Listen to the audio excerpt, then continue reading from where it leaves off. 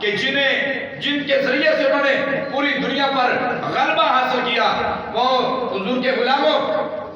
کلندر لاہوری نے بھی یہ کہا تھا کہ محمد سے وفا تو نے تو ہم تیرے ہیں، کہ محمد سے وفا تو نے تو ہم تیرے ہیں، یہ جہاں چیز ہے کیا لوہ قلم تیرے۔ آئے ایک غزوے کے اندر حضور علیہ السلام نے 30,000 صحابہ کو 1,00,000 کے مقابلے میں بھیجا روم کی طرف۔ ایک کتنے مقابلے میں ہے؟ 1,00,000 دشمن ہے اور دوسری طرف 30,000 ہے۔ جب دشمن نے دیکھا نا کہ یہ 30,000 1,00,000 کے مقابلے میں آ رہا ہے، تو وہاں کے روم کے بادشاہ نے دوسری سلطنت سے مدد طلب کی اور اس نے کیا کیا؟ 2,00,000 اور فوجی بھیج دیے۔ اب یہ تو 30,000 ہے اور ادھر 3,00,000 ہیں، 30,000 3,00,000 کے مقابلے میں جا رہے ہیں۔ یہ کیا چیز ہے؟ یہ عشق و محبت ہی تھا جو ان کو لے کر جا رہا تھا۔ انہوں نے یہ نہیں کہا کہ ہم تو 30,000 ہیں اور ادھر 3,00,000 ہیں، بلکہ جب حضور کی بارگاہ سے چلے تھے تو اس وقت تعداد کا جو علم تھا وہ 1,00,000 ہی تھی، اور جب وہاں پر پہنچے تو پتا چلا کہ یہاں پر تو 3,00,000 سے مقابلہ ہونا ہے۔ وہاں پر پہنچ کر پتا چلا کہ یہاں تو 3,00,000 سے مقابلہ ہونا ہے۔ تو انہوں نے یہ نہیں کہا کہ ہم میدان سے واپس جا رہے ہیں، ہم مدینے جا رہے ہیں، ہم حضور سے التجا کریں گے کہ ہمارے لیے اور فوج بھیجی جائے۔ نہ انہوں نے کہا کہ ہم آئے ہیں جس مقصد کے لیے اس مقصد کو حاصل کر کے جائیں گے۔ محمد عربی کا غلام جو ہے، غلامان محمد جان دینے سے نہیں ڈرتے، غلامان محمد جان دینے سے نہیں ڈرتے، یہ سر کٹ جائے یا رہ جائے کچھ پرواہ نہیں کرتے۔ انہوں نے کہا کہ ہم آئے ہیں یا تو مارے جائیں گے یا پھر مر جائیں گے، یا مار دیں گے یا مارے جائیں گے، ایک کام تو ضرور ہوگا۔ اور حضور علیہ السلام کے غلاموں اسی طرح ظلم اور جبر کی داستان، اور ایک طرف عشق و محبت کی داستان ہے، ایک طرف ظلم و جبر ہے اور ایک طرف عشق و محبت ہے۔ آئیں اس طرح کی مثالیں بے شمار صحابہ سے مل جاتی ہیں، مگر ایک داستان میں آپ کے سامنے وہ رکھ رہا ہوں حضور کے غلاموں جس پر آج بھی دنیا حیران ہے کہ حضرت خبیب بن عدی رضی اللہ تعالیٰ عنہ، ان کو دھوکے سے قیدی بنا لیا گیا، اور وہ مکے کے لوگ ان کے بڑے بڑے سردار، کیونکہ بدر کے میدان کے اندر قتل ہو چکے تھے، عتبہ، شیبہ، امیہ بن خلف اور ابو جہل جیسے بڑے بڑے جو ان کے سردار تھے وہ قتل ہو چکے تھے، وہ جہنم واصل ہو چکے تھے، اور وہ اس بات میں تھے کہ کب مسلمان ہمارے ہاتھ لگے اور ہم ان سے بدلہ لیں۔ اب حضرت خبیب بن عدی رضی اللہ تعالیٰ عنہ کو قیدی بنا لیا گیا اور پورے عرب کو اکٹھا کیا گیا۔ اس کو پورے عرب کے اندر اعلان ہوا کہ آئے کہ جن کے عزیز و اقارب بدر کے میدان میں قتل ہو گئے تھے، آؤ آج ہمارے ہاتھ ایک مسلمان لگا ہے، ایک نبی کا غلام ہمارے ہاتھ آیا ہے، آؤ جو چاہتا ہے کہ میں اپنے عزیز کا بدلہ لوں تو آؤ، ہم انہیں سولی لٹکانا چاہتے ہیں، آئے اور ہم ان سے اپنا بدلہ لیں۔ اور بدلہ کس سے لیا جا رہا ہے؟ ایک شخص سے، لینے والے 70، بدلہ دینے والا ایک ہے۔ آئے جب حضرت خبیب بن عدی کو چراہے کے اندر لایا گیا اور پورا عرب اکٹھا ہے اور وہ اس منظر کو دیکھ رہا ہے، اور ظلم و جبر کی داستان کیا تھی، ظلم کتنا تھا، یہ نہیں تھا کہ پھانسی پر لٹکایا جائے گا۔ آئے پھانسی کا پھندا بھی سامنے ہے، اور اس کو آئے حضور کے غلاموں جب حضرت خبیب بن عدی کو لایا گیا تو اعلان کیا گیا کہ اپنا اپنا ہتھیار لے کے آئے، تلواریں لے کر آئے، چھرے لے کر آئے، نیزے لے کر آئے، آج ہم ایک مسلمان سے، نبی کے غلام سے اپنے عزیز و اقارب کا بدلہ لیں گے۔ اب دیکھو چھریاں بھی چلی آپ کے جسم پر، آپ کے جسم پر تلواریں بھی چلی، نیزے بھی چلے۔ حضرت خبیب بن عدی کہ جب جسم پاک کو ٹکڑے ٹکڑے کیے جا رہا تھا تو ایسے ٹکڑے ٹکڑے نہیں کیا جا رہا تھا کہ آپ کی گردن اڑا دی، بلکہ پاؤں سے انہوں نے آپ کی کھال کو اتارنا شروع کیا، اور ایک ایک بندہ اپنا بدلہ لینے کے لیے آپ کے جسم سے، آپ کی ہڈیوں سے گوشت کو علیحدہ کیا جا رہا ہے، مگر حضور کا غلام جو ہے وہ استقامت کا پہاڑ بن کر کھڑا ہے۔ مجال ہے کہ ان کے لہجے کے اندر ذرا بھی آج مسلمان کہتے ہیں ہم کچھ کر نہیں سکتے، بیت المقدس کے اندر حملہ ہوا ہے تو ہم کیا کریں؟ وہ فلسطینی جانے یا ان کا کام جانے؟ آئے حضور کے غلاموں، جب تک مسلمان ایک مٹھی تھے اور جب مسلمان حضور کی غلامی میں جیتے تھے، جب تک ان مسلمانوں کے سینوں کے اندر عشق مصطفیٰ تھا تو انہوں نے 1000 سال تک اس وقت پوری دنیا پر حکومت کی ہے۔ اور آج ہمارے سوال کا سبب صرف یہی ہے کہ وہ معزز تھے زمانے میں مسلمان ہو کر، وہ معزز تھے زمانے میں مسلمان ہو کر، اور ہم خار ہوئے تارک گناہ ہو کر۔ حضور نے تو یہ فرمایا تھا کہ میں 2 چیزیں تم میں چھوڑے جا رہا ہوں، ایک قرآن ہے، ایک میری اہل بیت ہے، جب تک ان کا دامن تھامو گے دنیا کے اندر غالب رہو گے، کامیاب رہو گے۔ اور آج ہم نے اہل بیت کا دامن چھوڑ دیا اور آج ہم نے قرآن کا دامن چھوڑ دیا۔ قرآن تو ہماری زندگی کے اصول بتاتا ہے، قرآن تو ہمیں جینا سکھاتا ہے، قرآن تو ہمیں دنیا کے اندر عزتیں عطا کرتا ہے۔ آئے افسوس، سخت افسوس کہ قرآن کو ہم کو پڑھتے ہیں تو مرنے کے لیے، قرآن سے ہم نے ڈھونڈا بھی تو کیا ڈھونڈا؟ مرنا ڈھونڈا ہے۔ ہمارا کوئی عزیز دنیا سے چلا جائے تو ہم قرآن کی تلاوت کرتے ہیں، اور پھر ہم قرآن کی صرف تلاوت کرتے ہیں، قرآن کو سمجھنے کی کوشش نہیں کرتے۔ کاش ہم نے قرآن کو سمجھا ہوتا اور اس سے زندگی کے اصول تلاش کیے ہوتے اور انسان کو پتہ چل جاتا کہ محمد عربی کے غلام اس طرح دنیا کے اندر زندگی گزار کرتے ہیں۔ یہی قرآن بتاتا ہے ہمیں۔ وہ صحابہ جنہوں نے عشق و محبتی کی داستان رقم کی ہے،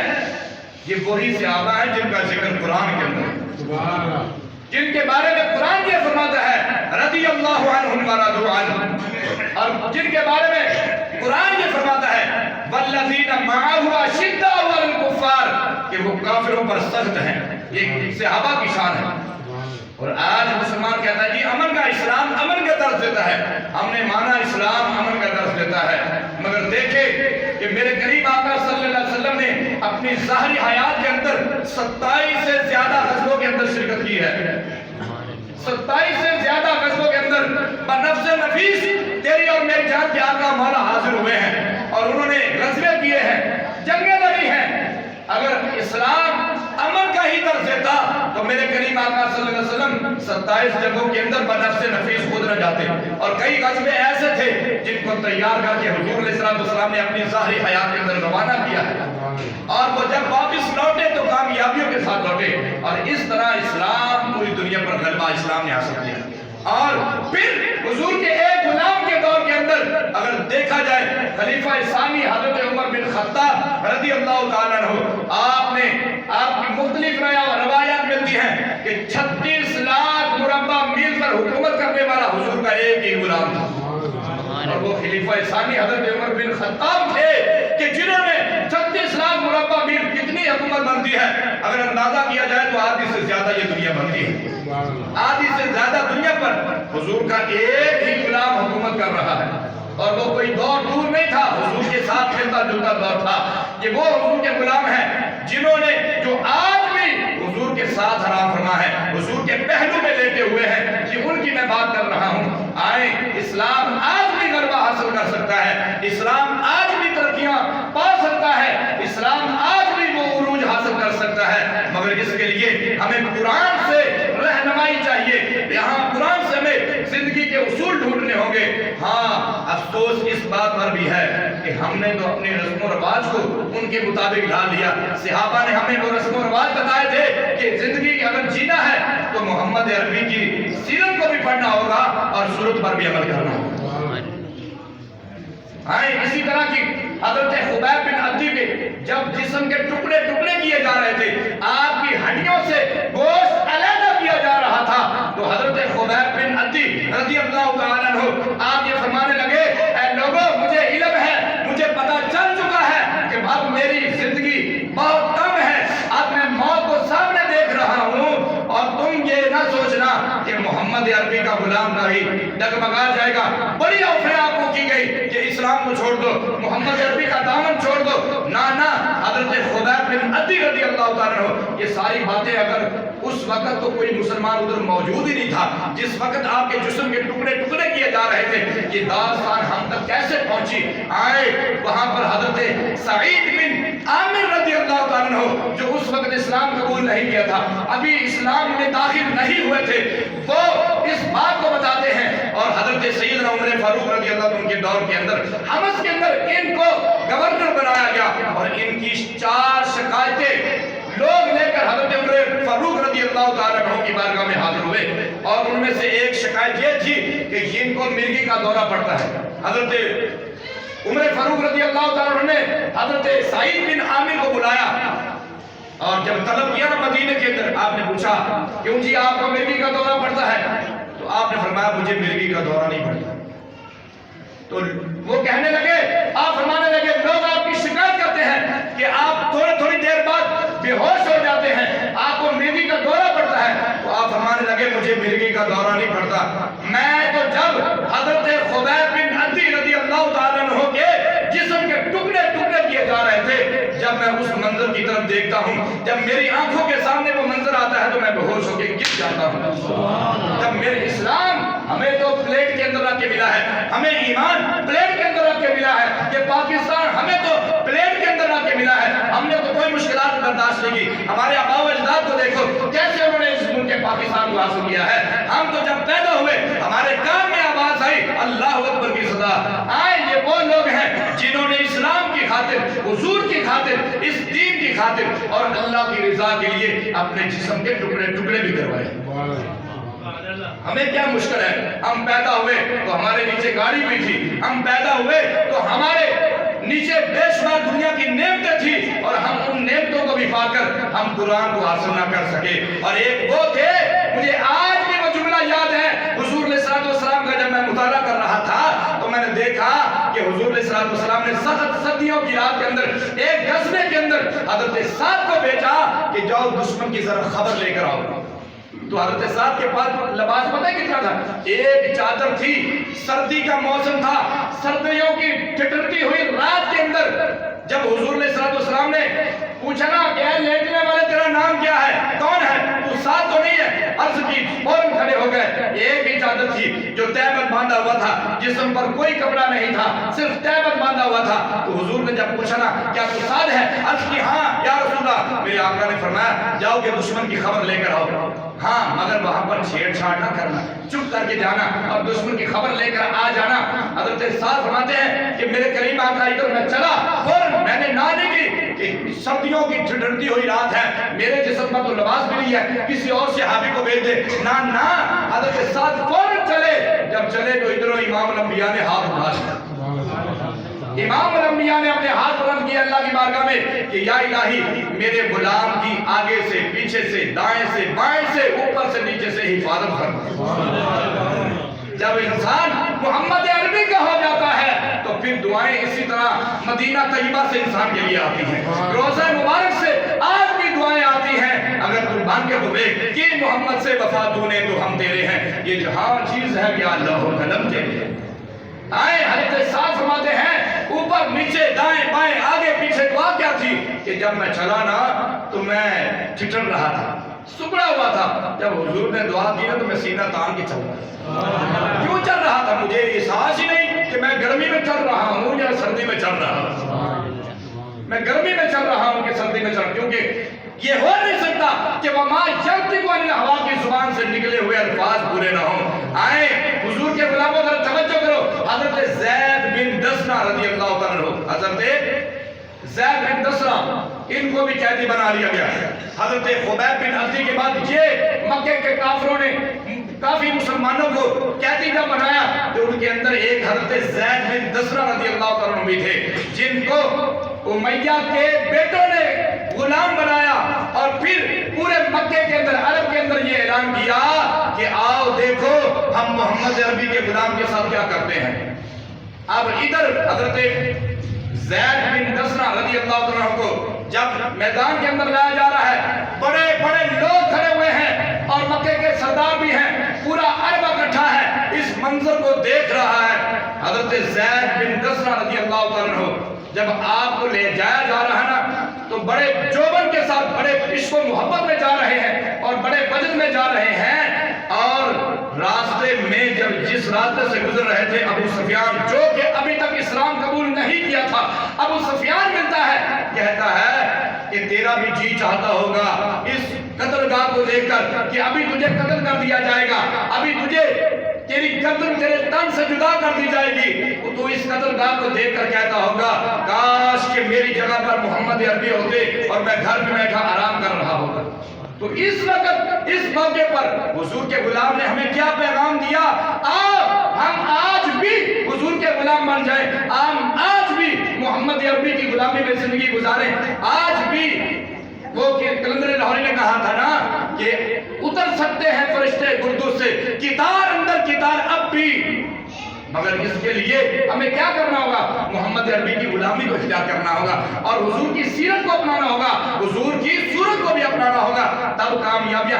ہمارا مقدر بنے گی۔ اب جو ہمیں پیغام حضرت زید بن دسرہ نے دیا نا، وہ پیغام میں آپ تک پہنچانا چاہتا ہوں۔ حضرت زید بن دسرہ رضی اللہ عنہ سے ابو سفیان نے پوچھا نا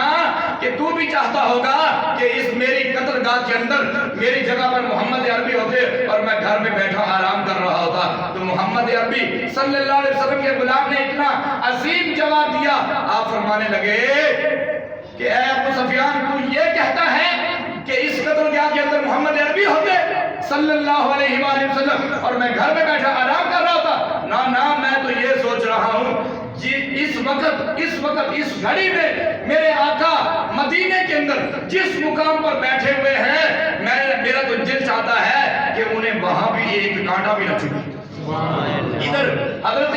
زید بن دسرہ رضی اللہ عنہ نے یہ جواب دیا نا، تو ابو سفیان کے کیا الفاظ تھے؟ ابو سفیان کہنے لگا لوگوں سن لو ذرا، میری بھی بات سن لو، میں بڑے بڑے بادشاہوں کے کیسر و کسریٰ کے دربار میں گیا، میں بڑے بڑے بادشاہوں کے دربار میں گیا، میں روم کے بادشاہ میں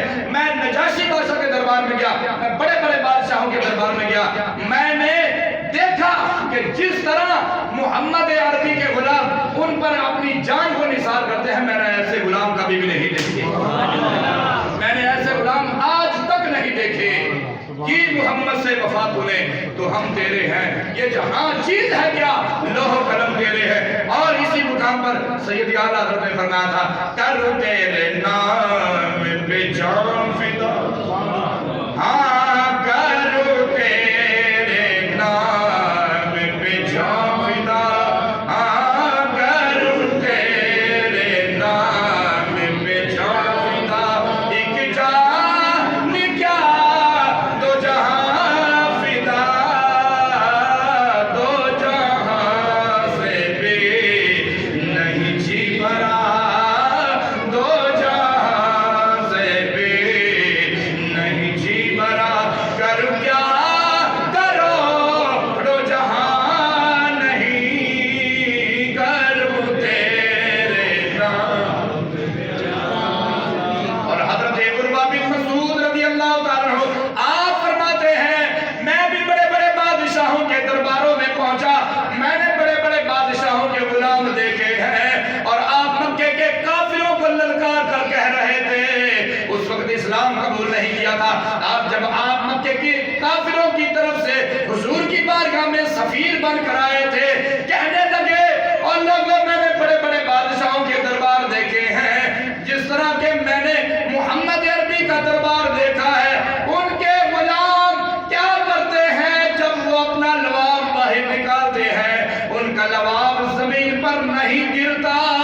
یہ بخاری شریف کی حدیث پاک آج بھی دکھانے کے لیے تیار ہوں۔ حضور کے غلاموں ذرا توجہ کرنا، حضرت عروہ بن مسعود رضی اللہ تعالیٰ عنہ کہتے ہیں کہ جس طرح میں نے محمد عربی کا دربار دیکھا کہ آپ اپنا لواب باہر نکالتے ہیں، زمین پر گرنے سے پہلے غلام کا ہاتھ سامنے ہوتا اور جب آپ وضو فرماتے ہیں، محمد عربی صلی اللہ علیہ وسلم جب وضو فرماتے ہیں، میں نے دیکھا ہے کہ پانی کا ایک قطرہ بھی، رسالے کا ایک قطرہ بھی زمین پر نہیں گرتا بلکہ صحابہ کے ہاتھوں پر گرتا۔ پھر آپ فرمانے لگے کہ صحابہ اس طرح ٹوٹ کے اس پانی کو اور اس لواب کو حاصل کرنے کے لیے اس طرح ٹوٹ کے دوڑ پڑتے ہیں کہ ابھی ایک دوسرے کو اس پانی، اس رسالے کو حاصل کرنے کے لیے، اس لواب کو حاصل کرنے کے لیے اپنی ایک دوسرے کو قتل کر دیں گے۔ اور پھر فرماتے ہیں کہ حضور کی بارگاہ میں ایک دو صحابی کھڑے ہوتے ہیں، آپ आप फरमाते मैंने देखा कि एक मरतबा 1400 सहाबा, जब मैं वहां पर पहुंचा तो 1400 सहाबा थे और हुजूर वुजू कर रहे थे। सहाबा अपने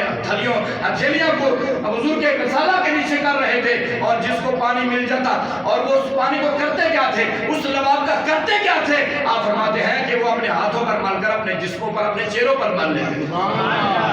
अपने चेहरों पर मल लेते थे। और अगर किसी को वो गसाला ना मिलता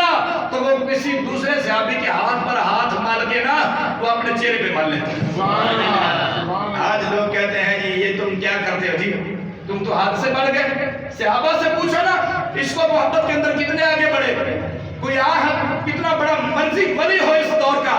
और नमाज़ें और क्या दुनिया से तारिक हो, और उसको वो वुज़ू करे तो हम देखें कि क्या उसका कोई जानशी, उसका बेटा या उसका कोई खादम उसका वुज़ू का पानी लेने के लिए तैयार है? ना ना, ये एक ही हस्ती सी कायनात के अंदर जिस पर मोहम्मद अरबी के गुलाम आज भी जाने